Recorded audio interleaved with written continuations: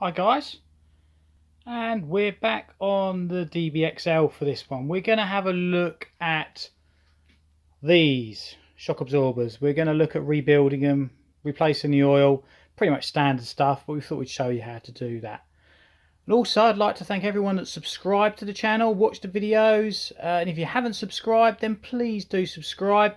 It does give us a little bit more enthusiasm to do the channel, and we are starting to grow the numbers slowly but surely.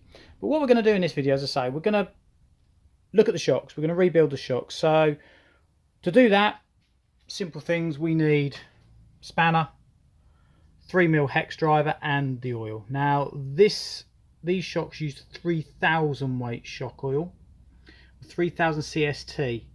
You will notice some people talk about weights. I always look at CST because CST is a constant. It's a constant between all the manufacturers. If you go for weights, it varies. Losi will vary a bit from Associated to Traxxas, but if you go for the CST, this is 3000, it will not vary from manufacturer. So we have our tools here. See a nice 3D printed tool holder. Ironically, the tools I'm going to use at the moment aren't actually in it.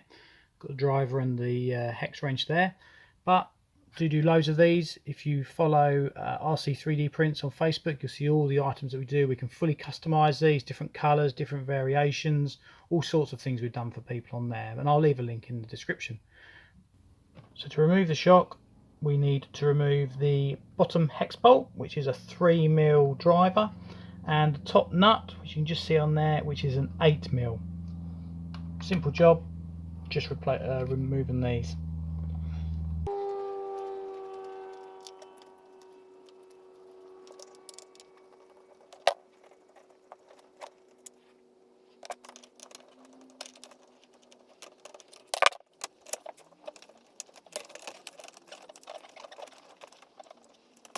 And there we have one rather large shock absorber. So the shock is now off the car. Little tip here, what I've done, I've given it a really good clean. Whenever you're doing any work, it's always a good idea to give the shock a good clean, or any transmission parts, because then when you take it to bits, any of the dirt you've got on it won't get into all the seals, and if it's a gearbox, all the gearbox and parts. As you can see, I've also already removed the spring, mainly because it's such a heavy spring, it's quite tricky to get off. You don't need any tools, it is just a two-handed affair, but it is quite tricky to remove it. You just pull that down and remove that like that. That is the way to do it, but it is a little bit of a tricky one. Now when you're rebuilding shock absorbers, there's usually three reasons to do it. One is you're tuning them.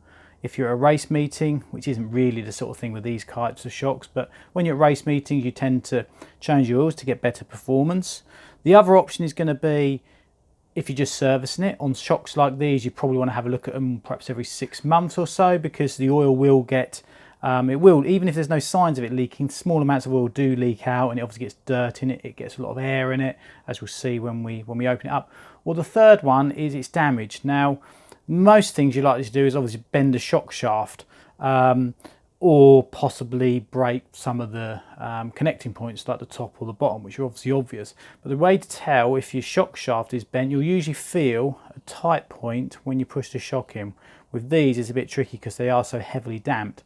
The other way to do it is when we've got the shaft off on its own, if you just roll them along, you'll see if they don't roll perfectly true, then you know they've got a slight bend in them.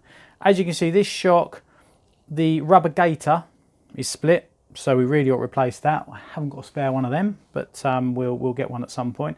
And if anyone's wondering what this part is, this is, I don't know, the previous owners obviously put this on, it's like a bump stop. So when the shock absorber, I don't know if you can see, when the shock absorber goes all the way down to there, it hits that, so it's a bump stop. Now, it's such a strong piece of rubber that it's very, very stiff, and I'm not really sure if it's doing any good, so we might take that off. But the first thing I'm going to do is I'm going to empty the oil. Now, obviously you need to be responsible what you do with the oil. Can't just chuck it down the drain. I'm going to empty mine first of all into an old lid of an aerosol can. Now, normally you can undo these by hand. Sorry, normally when we do model car shocks, I should say, you can undo them by hand. But these are so large that we're going to use an adjustable spanner on it. Because there's a nice anodized finish, I'm going to protect it with a cloth. and that spanner's not big enough. I need a bigger spanner. So now we've got a bigger spanner. I'm just going to wrap that around. I'd like to think the previous end hasn't done this up too tight. Just clamp that on there, feel it's tight. There we go, that's gone. Just a small turn. And then we will undo this and see what sort of condition the oil is in.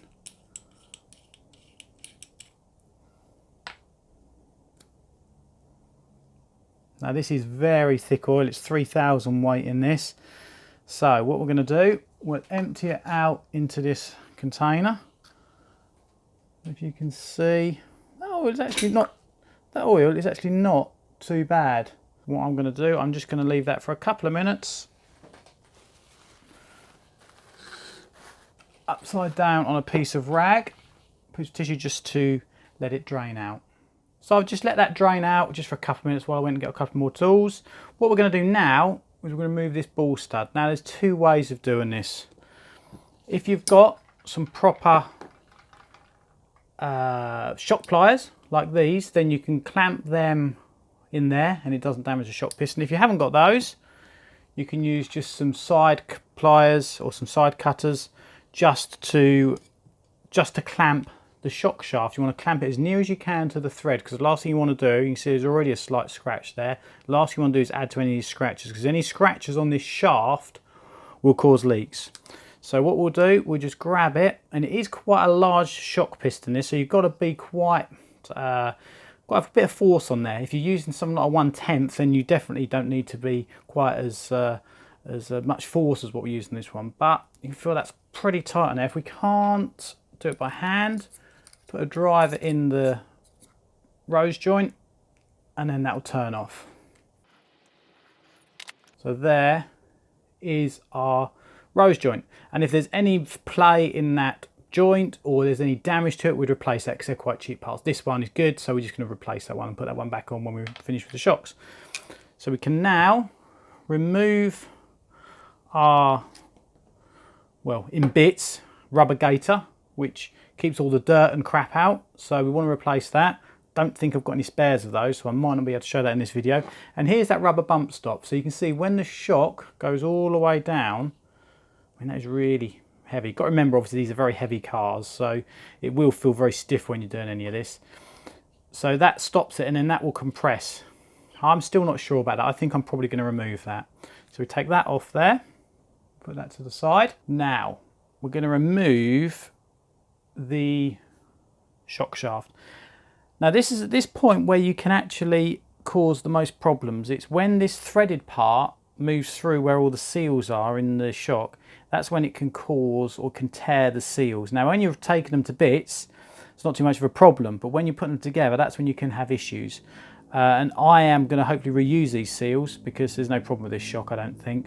So we'll take this out very carefully. And in fact, with this shock, if you can see, the threads are actually a slightly smaller diameter than the shaft. So in actual fact, you shouldn't have too many problems there. But I have got a little tip when we rebuild them, and I'll show you on that. So we just push the piston through.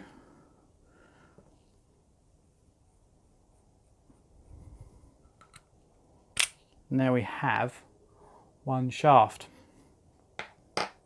And there we have the piston body. So I have just given these a good clean, a little bit of solvent cleaner just to get rid of the oil residue.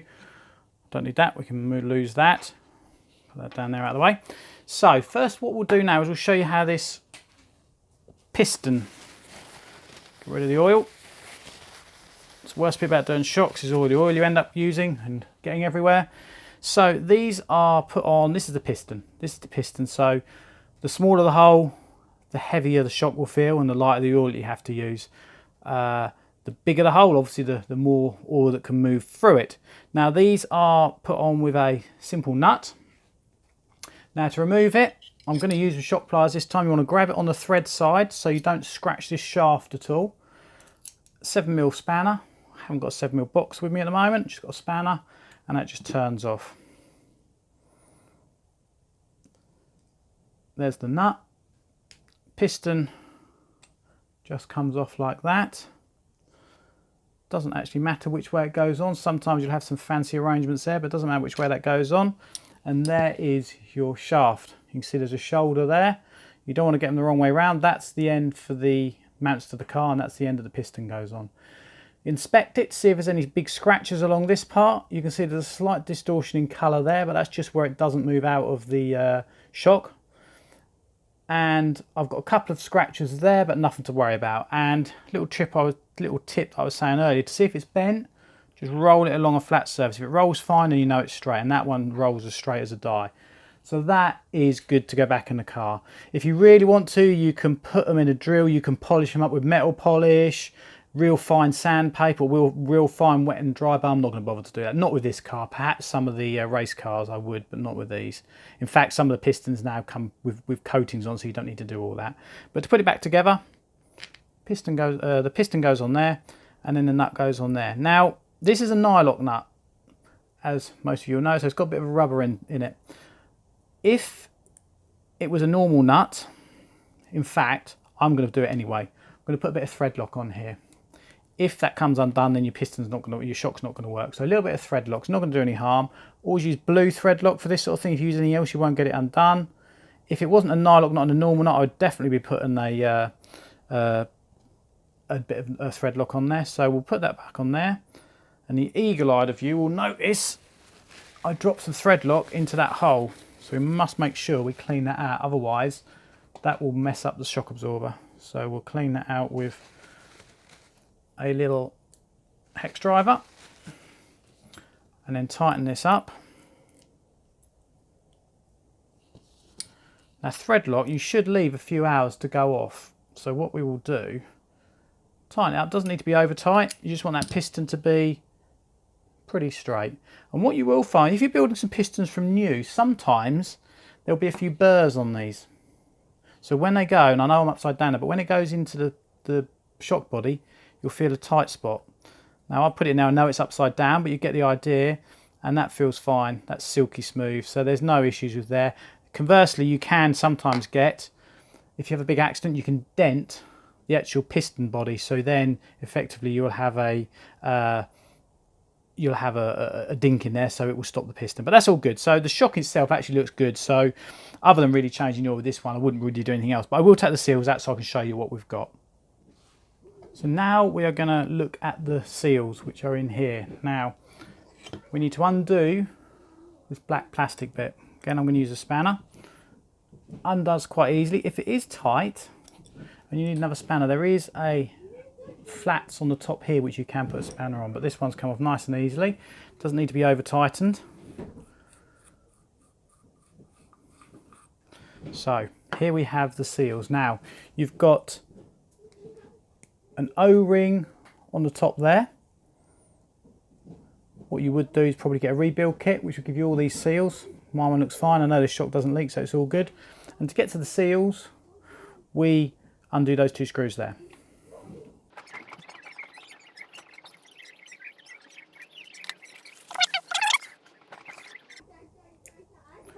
So we then have top plastic cover,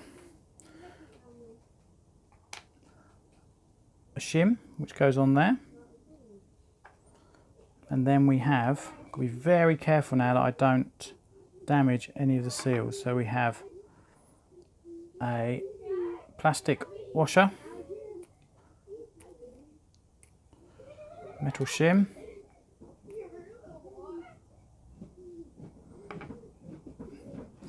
another plastic washer, and a shim, a plastic washer, and there's another shim,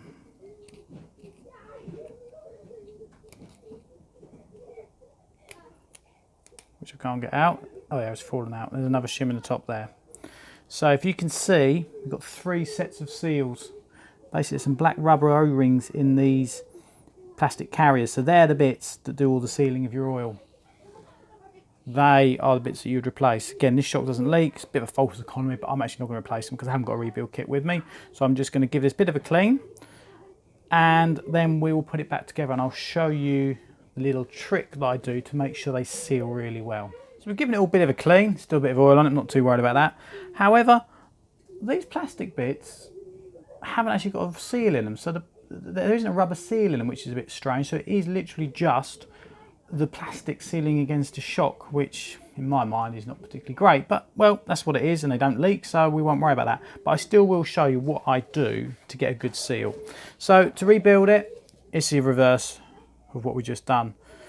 We put silver shim, we then put the black washer in. Now what I use, a little bit of what they call, it's associated green slime, and it seals the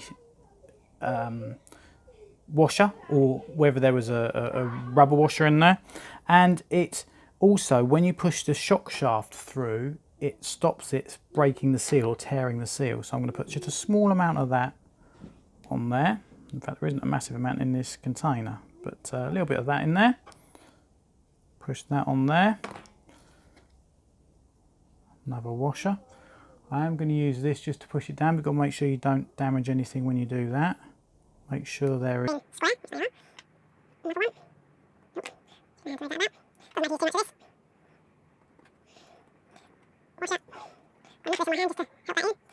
Another that.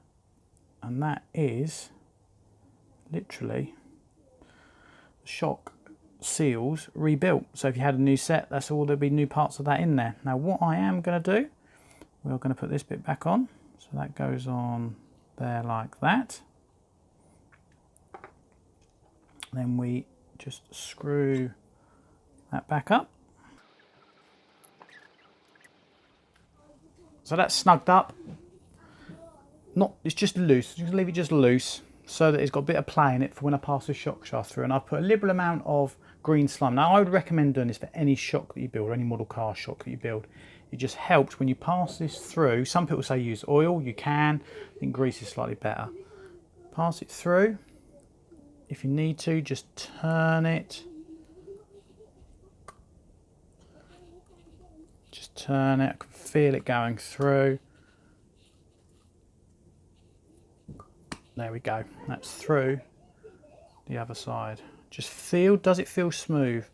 It feels relatively tight. There's a bit of friction there, but because these are such big shocks, that isn't going to matter. On a smaller shock, like perhaps the 1/10 ones which we race, I'd expect there to be very little friction there at all. And we will just tighten this up. A good hand tight, or good hand tight with a spanner. Don't think it needs to be over tight. That's good. Just clean that grease off. Now we'll look to fill the shock. Rebound. You've heard a lot of people talk about rebound. Well, what is rebound on a shock? Well, basically, it's without the spring on, how far does the piston come back out when you push it all the way in? Some people like a lot of rebound, some people like a little bit of rebound. It depends really on what you're using your car for. It effectively comes down to how much oil you put in the shock. If you fill the shock all the way up to the top, when the piston moves up, it creates a bit of pressure because you've got more volume of shock shaft in the piston body, so there's a bit of pressure, so it will push itself back out. I'm going to set it with minimal rebound. I don't think you need too much rebound on these. So we're going to use 3,000 weight shock oil, which is very heavy, but again, these are big trucks. Normally wouldn't go anywhere near this for any of the other classes, but because these are such big cars, you need a heavyweight oil. So it's going to use a fair amount of oil in this. Just fill it up almost to the top. Now move the piston up and down a couple of times and you'll see some bubbles. You want all them to come out. I'm going to move that once or twice. You don't want the piston, it actually came all the way out of the oil. You don't want the piston to come all the way out because it will just pull more in. You just want to get rid of the air that's in there already. And if you can see the bubbles in that, what I'm actually going to do, I'm going to just let this set in the stand just for 5-10 minutes, just to let all those bubbles, you can see them already starting to come up, just to come out of the shock. You can get vacuum pumps, but I haven't got one big enough for this. So I'm just going to put this to one side, 10-15 minutes, and then we'll come back and put the shock pad together. So we've let that just settle for a little while. We're now going to put the top cap on. We've already inspected that. That's all perfect. Sit that back on there. You'll see, is there an O-ring seal on that? Yes, there is an O-ring seal on that, so expect that.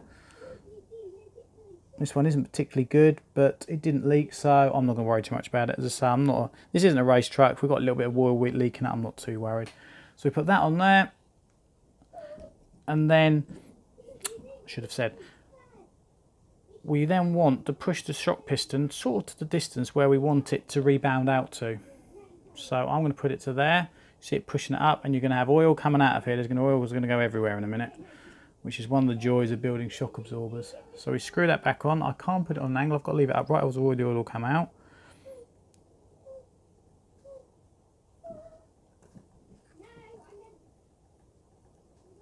So we've got a little bit of oil leaked out around the side. I'm just going to clean that up off camera. So we have, basically that is a shock rebuilt. I'm just going to tighten, this just needs to be a little bit more than finger tight. So again, we'll use our cloth so we don't damage it, and just snug that up. We would then put on our boot, but I haven't got a new boot, so we will just leave that off just for the moment. We'd now put on our shock bottom. And one thing you do want to do, you can put, as we had these, you can put little rebound springs on here, you can put spacers on there. You need to make sure your shocks are all the same length. So you want to measure from eyelet to eyelet, that your fronts are the same and your rears are, sorry, each front is the same and each back is the same. The front and rears would necessarily not be the same length, but certainly you need to make sure they're the same side to side. So that is a shock rebuilt. We just got to put the spring on. In fact, a good idea now just to feel how that feels. If you hold it up like that, is there any movement at the top there where there doesn't feel like there's any oil? You'll feel a small amount of movement with no damping where there isn't. So that shock is perfect. And as you can see, have we got any rebound? No, haven't set to have any rebound. Didn't want any rebound. So we'll now put the spring on. These springs are quite mammoth things to put on. May have seen the table shaking, but they've got that back on. And that is it done. That is a simple rebound done. The only thing I will do off camera is once I've got some new ones of these, I'll put them on, and that's job done. If you don't know, this sets the preload on the spring. So the more you turn it, the more preload it gets. It doesn't adjust the tension, or sorry, the stiffness of the spring. So you won't make your suspension stiffer. It will just effectively change the ride height. So you use that to change your ride height, not how stiff the spring is. So that is a rebuild of the Losi DBXL shock, or certainly the Losi DBXL shock I've got on mine. No doubt there are some slightly different versions about. In fact, looking at this is the FID Racing. Whether this is the whole FID Racing shock, I'm not sure. Whether it's, I know my Losi DBXL's got a lot of upgrades on it, but that's the rebuild that I've done. It's the same basic process for any shock absorber.